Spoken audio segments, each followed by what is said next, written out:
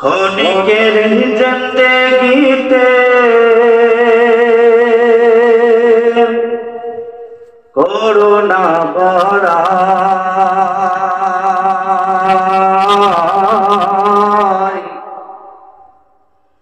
2 দিন পরে যাবি রে তোর আসল ঠিকানা। 2 দিন পরে যাবি রে তোর আসল ঠিকানা। ইয়া আইয়ুহান নাস উবুদু রাব্বাকুমুল্লাযী خلقكم والذين من قبلكم لعلكم تتقون।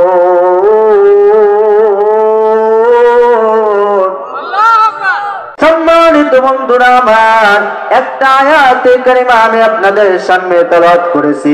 আমার আল্লাহ পাক রব্বুল আলামিন বলেন, ও দুনিয়ার মানুষেরা, ও ঈমানদারেরা, ভালো করে খেয়াল করো।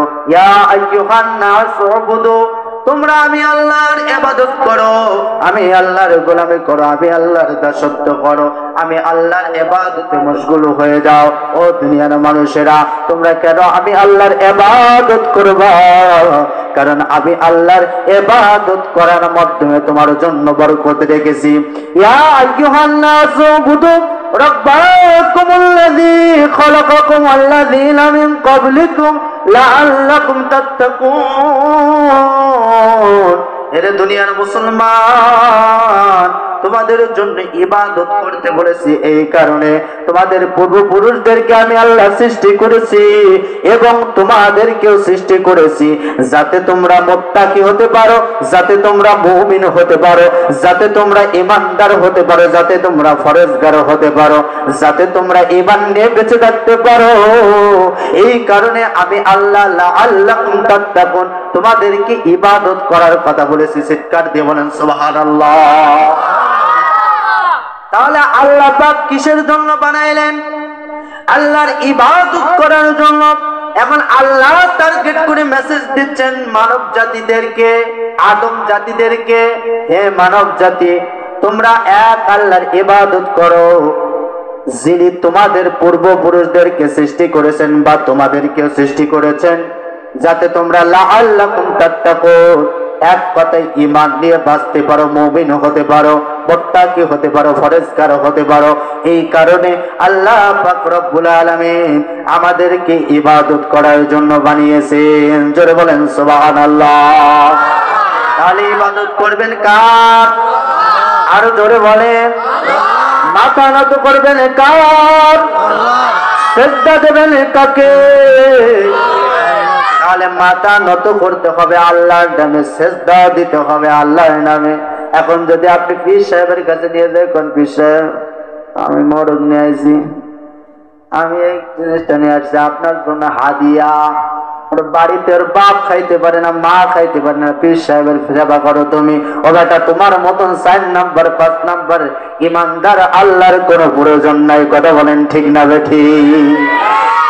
তোমার মতন 5 নাম্বার 6 নাম্বার ইমানদারের আল্লাহর কোনো প্রয়োজন নাই, কারণ তোমার মা বাবা সবচেয়ে বড় পীর। কথা বলেন ঠিক কিনা? পীর শব্দের অর্থ আপনারা বোঝেন নাকি? যেটা আলোচনার সাবজেক্ট এটা না, কথায় কথা চলে আসছে, কিছু কথা বলবো, রাগ করবেন নাকি? 1 নাম্বার কথা হলো এটা, পীর শব্দের অর্থ হলো উস্তাদ, গুরুজন, শিক্ষক, যিনি আপনাকে সঠিক পথের দিশা দেয়, সঠিক পথটি দেখায় দেয়। এইটাই হলো আপনার পীর সাহেব। মনে করেন এখানে আজকে ওয়াজ শুনতেছেন, আমি একজন আপনাদের পীর সাহেব, মানেন? মানেন? তাহলে এলাকার যত গরু ছাগল আছে সব আমার বাড়ি। কথা বলেন না কেন? আগামীকাল থেকে সব কাটিয়ে দিবেন, কারণ আমি একজন পীর সাহেব। কারণ পীর শব্দের অর্থ হলো উস্তাদ, গুরুজন, শিক্ষক, যিনি আপনাকে ভালো পথ দেখায় দেয়, যিনি আপনাকে ইসলামের কোরআনের সঠিক নির্দেশন দেখায় দেয়, এই ব্যক্তি হলো আপনার পীর। যখন সুবহানাল্লাহ।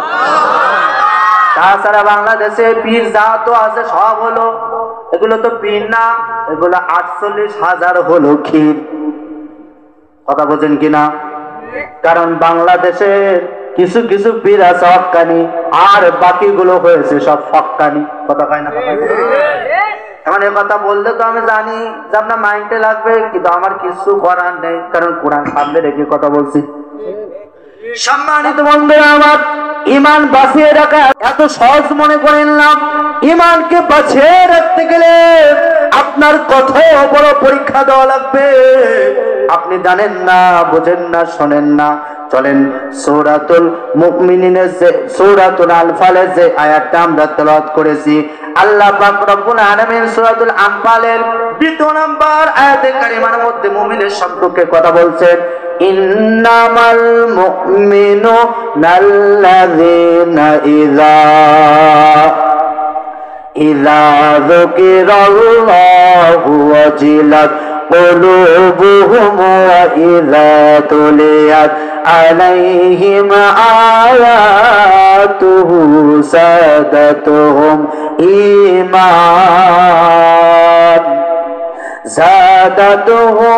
إيمانا وعلى ربهم يتوكلون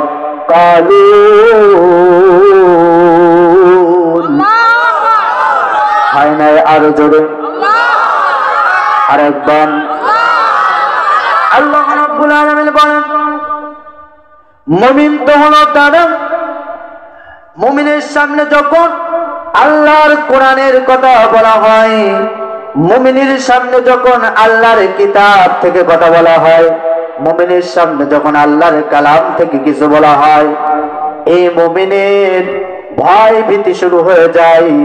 মুমিন যখন আল্লাহর কিতাব শোনে, মুমিন যখন আল্লাহর কিতাবের বাণী শোনে, মুমিন যখন আল্লাহর কোরআন থেকে কথা শোনে, তখন মুমিনের ভিতরের অবস্থা আল্লাহর ভয়ে হৃদয়টা কাবু সাবু হয়ে যায়।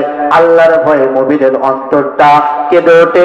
আল্লাহর জাহান্নামের ভয় ভীতির কারণে মুমিনের ভিতরে ভয় আস্থা তৈরি হয়, এবং মুমিনের ঈমান আমার আল্লাহ রাব্বুল আলামিন আরো বেশি বেশি করে বাড়ায় দেয়। বলেন সুবহানাল্লাহ।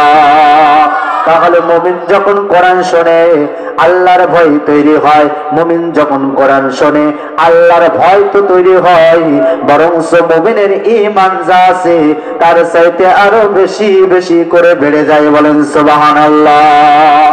এই জন্য আল্লাহ বলেন, মুমিন যখন কোরআন শুনবে সাদাতুহুম ঈমানা, মুমিনের ঈমান যতটুকু ভরিয়াম আছে তার চাইতে বেশি বেশি করে আমি আল্লাহ তাআলা মুমিনের ঈমানটাকে বাড়ায় দেয়। বলেন সুবহানাল্লাহ।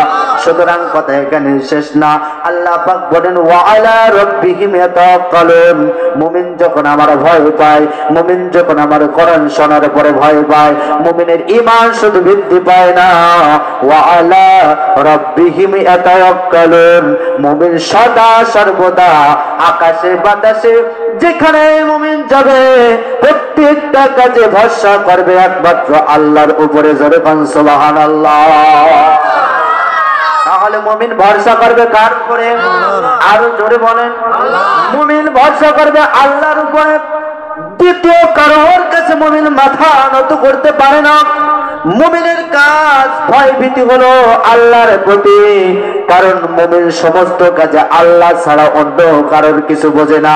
মুমিন সিজদা দিতে বসে আল্লাহকে, মুমিন বিপদে বালা মুসিবতে সমস্ত কাজে এক কথাই বলতে বোঝায়, এই মুমিন সব সময় ভয় করবে কাকে? আল্লাহকে। মুমিন কখনো কাউকে পরোয়া করে না। মুমিন কখনো কোন মানুষের কাছে সিজদা দিতে পারে না। মুমিন কখনো শিরক করতে পারে না। মুমিন কখনো ঘুষ খাইতে পারে না। মুমিন কখনো জিনা করতে পারে না। কথা বলেন, কথা ঠিক কিনা? এটা হলো মুমিনের গুণাবলী এবং বৈশিষ্ট্য। মুমিনের কাজ হচ্ছে এটা। মুমিন কোরআন শোনার পরে তার অন্তর ঘামে আল্লাহর ভয়ে, মুমিন কোরআন শোনার পরে তার অন্তরের ভিতরে আল্লাহর ভয় ভীতি সৃষ্টি হওয়ার পরে, মুমিন কোরআন শোনার পরে তার ঈমান বৃদ্ধি করে দেয় আল্লাহ সুবহানাল্লাহ, এবং তিনি ভরসা করে একমাত্র আল্লাহর উপরে। পৃথিবীর কোন দাদা বাবার উপরে ভরসা করে না। কথা বলে ঠিক কিনা? মুমিন তো কখনো মাথা নত করে না, হোক না সে বন্দী কারাগারে। কথা ঠিক কিনা? মুমিন তো কখনো মাথা নত করে না, হোক না সে বন্দী কারাগারে। আল্লাহর ভালোবাসা যে পেয়েছে, রুখবে বান তারে কেমন করে। মুমিন তো কখনো মাথা নত করে না, হোক না সে বন্দী কারাগারে। কথা বলেন, কথা ঠিক কিনা? কারণ মুমিন চিন্তা করে আমার জীবন চলে গেলেও যাক, আমার অন্তর চলে গেলেও যাক, আমার সব কিছু হারিয়ে ফেলবো, তারপরে ঈমান হারা হব না। কথা বলেন ঠিক কিনা? ও মুসলমান, আর আজকে আমরা একটা চার বিনিময়ে, একটা সিগারেটের বিনিময়ে আমাদের ঈমানটাকে বিক্রয় করে। কথা বলেন ঠিক কিনা? কিন্তু মুমিন কিন্তু ঈমান বিক্রয় করে না। মুমিনের জেল হবে, জুলুম হবে, জরিমানা হবে, মুমিন বুলেট খাবে, মুমিন ফাঁসির কষ্ট চলবে, তারপরেও কিন্তু মুমিন কখনো মাথা নত করবে না। কারণ মুমিন তো আল্লাহর রাস্তায় শহীদ হলে, মুমিন যখন আল্লাহর রাস্তায় শহীদ হয়ে যায়, আল্লাহর কোরআনের কথা বলতে যায়, জীবন দিয়ে দেয়, আল্লাহর ইসলামের কথা বলতে যায়, জীবন দিয়ে দেয়, রাসূলের কথা বলতে যায়, মুমিন যখন জীবন দিয়ে দেয়, আমার আল্লাহ তাআলা মুমিনকে ওয়েলকাম জানিয়ে জান্নাতে দেয়। সুবহানাল্লাহ। এখন আল্লাহর পথে জীবন দেওয়ার কথা আল্লাহ বলেছে না বলে নাই? আল্লাহ পাক রব্বুল আলামিন বলেন, যেটা এমন একটা যুগ আসছে, এই যুগের মধ্যে আউল ফাউল ওয়াজ করার কিন্তু কোনো সময় নাই। যদি বলেন কেন? এখন মিডিয়ার যুগ, সবকিছুর যুগ, ঠিকঠাক আছে না নাই বলেন? আগে এত মিডিয়া ছিল না, ওয়াজের লাইন ছাড়া গাছে ওঠা যেত। কথা কন না কেন? কিন্তু এখন কিন্তু যাবে না, প্রতিটা কথাই দলিল লাগবে। কথা কয় না? আছে না নাই বলেন? আল্লাহ পাক বলছে, ওয়ালা তাকুনু লিমান ইয়াকতালু ফি সাবিলিল্লাহি আমওয়াত বাল আহয়াউ ওয়ালাকিন লা তাশউরুন। আল্লাহু আকবার। সম্মানিত বন্ধুরা, আল্লাহর কোরআনের পথে যারা নিজের জীবন দিয়েছে, আল্লাহর কোরআনের জন্য যারা নিজের তাজা রক্তগুলো ঢেলে দিয়েছে, আমার আল্লাহ বলেন, খবরদার খবরদার, তোমরা তাদেরকে মৃত বলো না। খবরদার খবরদার, তাদেরকে তোমরা কটাক্ষ করো না, ক্রিটিসাইজ করো না। আমার পথে যারা শহীদ হয়েছে, জীবন দিয়েছে, আমার কোরআনের পথে যারা তাজা রক্ত ঢেলেছে, তাদেরকে তোমরা শহীদ, তাদেরকে তোমরা মৃত বলো না, শহীদ বলো না। কারণ তারা হলো জীবিত। বলেন সুবহানাল্লাহ।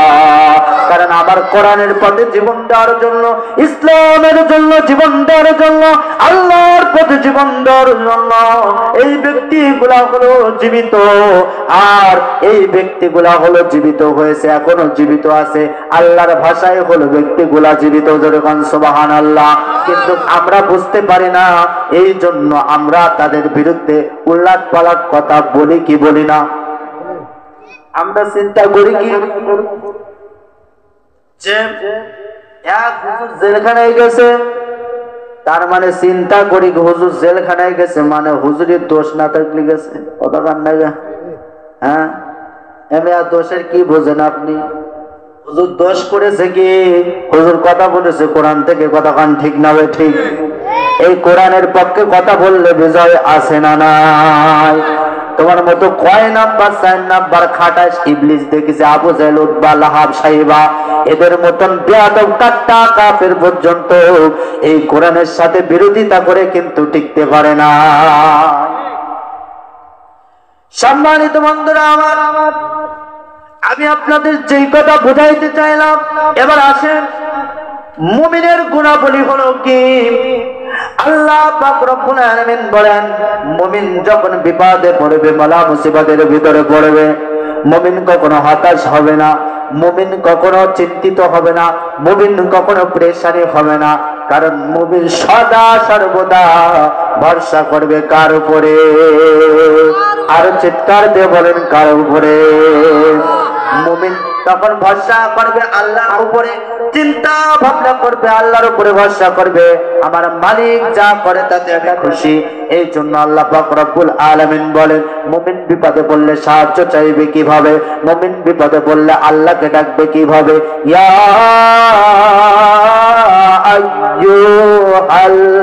আইয়ুহাল্লাযীনা আমানুস তাঈনু বিস-সাবরি ওয়াস-সালাহ ইন্নাল্লাহা মা'আস-সাবিরিন। চিৎকার করে বলেন আল্লাহু আকবার। মুসলমান হয় না? আরো জোরে বলেন আল্লাহু আকবার। আল্লাহ পাক রব্বুল আলামিন বলেন, মুমিন কি করবে? মুমিন যখন নামাজের মধ্যে থাকবে, মুমিন সাহায্য প্রার্থনা করবে নামাজের মধ্যে। মুমিনের যদি কোনো কিছুর প্রয়োজন হয়, মুমিন সিজদায় যায় ডাকবে কাকে? আল্লাহর কাছে সাহায্য চাইবে এবং আল্লাহর কাছে বলতে থাকবে, সাহায্য প্রার্থনা করবে। নিশ্চয় আল্লাহ তাআলা রব্বুল আলামিন ধৈর্যশীলদের সাথে আছে। জোরে বলেন সুবহানাল্লাহ। শুধু তাই নয়, মুমিনের কাজ হলো কি?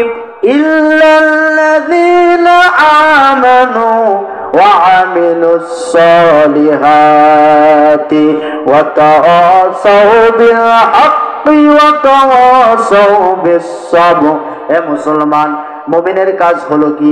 ইল্লাল্লাযীনা আমানু, যারা ঈমান এনেছে, ওয়া আমিলুস সালিহাত, যারা সত্যের কথা বলেছে। কিসের কথা বলেছে বলেন? যারা সত্যের পক্ষে বলেছে, সত্যের উপদেশ দিয়েছে, সত্যের তাগিদ দিয়েছে, নিজেরা মেনেছে, অন্যদেরকে তাগিদ দিয়েছে।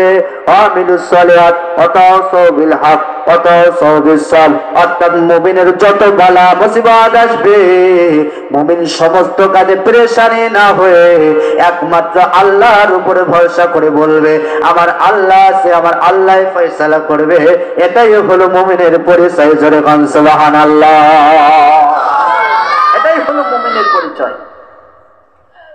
মুমিনের 3 নাম্বার গুণাবলী হলো আল্লাযীনা ইযা আসাবাতুহুম মুসিবা ক্বালু ইন্না লিল্লাহি ওয়া ইন্না ইলাইহি রাজিউন। চিৎকার দিয়ে বলেন আল্লাহু আকবার। সম্মানিত বন্ধুরা আমার, মুমিনের 3 নাম্বার গুণাবলী হলো, মুমিন যখন মুমিনের উপরে বালা মুসিবত আসবে, কারণ আমি আপনাদের হালকা করে একটু বুঝাই। আজকে আপনারা এখানে বসেছেন, মুমিন যারা হবে, মুত্তাকিন যারা হবে, পরেজগার যারা হবে, ইমানদার যারা হবে, আল্লাহর বান্দা বান্দি যারা হবে, এই বান্দা বান্দি যারা আছে দুনিয়াতে কিন্তু এদের মধ্যে কষ্টে আর কেউ নাই। মুমিন যে হবে, তার বালা মুসিবত আল্লাহ মাঝে মাঝে দিবেন, আবার মাঝে মাঝে সরিয়ে দিবেন, কারণ এইটা হলো আল্লাহর পরীক্ষা। জোরে বলেন সুবহানাল্লাহ। এখন আপনি মনে করছেন এমনি এমনি জান্নাতে যাবেন, জান্নাত তো আপনার মামুর বাড়ি নাকি বলেন না? মামুর বাড়ি এমনি এমনি জান্নাতে যাবেন? আল্লাহ পরীক্ষার কথা বলেছে না বলে না? সূরাতুল মুলকের ভিতরে আছে, الذي خلق الموت والحياة ليبلوكم أيكم أحسن عملا وهو العزيز الغفور। চিৎকার দিয়ে বলেন আল্লাহু আকবার। সম্মানিত বন্ধুরা আমার, আল্লাহ পাক রব্বুল আলামিন বলেন, তোমরা কি মনে করেছো তোমাদেরকে পরীক্ষা নিরীক্ষা ছাড়া আমি আল্লাহ ছেড়ে দিয়ে জান্নাতের মধ্যে দেবো? না না না, তোমাদেরকে পরীক্ষা করা হবে। কে কর্মে ভালো কাজ করেছো আর কে কর্মে মন্দ কাজ করেছো। এই পরীক্ষা নেওয়ার পরে আমি আল্লাহ তাআলা তোমাদেরকে জান্নাতে দেব। চিৎকার দিয়ে বলেন সুবহানাল্লাহ। এখন তো বলেন পরীক্ষা ছাড়া কি কেউ জান্নাতে যাবে? কারণ আপনি দেখাবেন আজরাইলকে নাকি বলবেন? আপনি মুনকার নাকিরকে বললেন, ভাই আমি তো দুনিয়ার পরে ছিলাম সবচেয়ে বড় সম্পদশালী ব্যক্তি, দুনিয়ার পরে যখন মামলা হয় হামলা হয় টাকা দিয়ে বের হওয়া যায় কি যায় না? কথা হয় না? আর কিন্তু মুনকার নাকির যখন ধরবে তখন কবরের মধ্যে আমরা টাকা না দিয়ে অর্থাৎ চেষ্টা করব আমি দুনিয়াতে ধনাঢ্য ব্যক্তি ছিলাম, এই টাকাটা দিয়ে মুনকার নাকিরের কাছে পার পাবো। এবার মুনকার নাকির যখন কবরের মধ্যে ঢুকবে সঙ্গে সঙ্গে আমরা বলবো ভাই এই নেন আপনারে চাপনিতে 10 লাখ টাকা দিলাম, মোটামুটি একটু লাইন করে দেন। আচ্ছা না নয় বলেন, এটা কি সম্ভব নাকি? না না না না, দুনিয়ার রাব ঘুষ খাইতে পারে, দুনিয়ার পুলিশ ঘুষ খাইতে পারে, কথা বলেন ঠিক না ঠিক? কিন্তু আল্লাহর যে রাব, আল্লাহর যে বালিলিয়ন, এইটা কিন্তু কখনো ঘুষ খাইতে পারে না। দুনিয়ার সব টাকা হলে সব হয়, না হলে কিছুই হয় না, কথা বলেন ঠিক না ঠিক? এটা হলো দুনিয়ার পরিচয়। মনে রাখো মুসলমান, আল হাকুমুত তাকাসুর, এই দুনিয়ার অর্থ সম্পদ ভোগ লালসা টাকা পয়সা সব কিছু তোমাকে গাফেল রাখতেছে কোন পর্যন্ত? হাত্তা সুরতুমুল মাকাবির, তোমার কবরের গেট পর্যন্ত।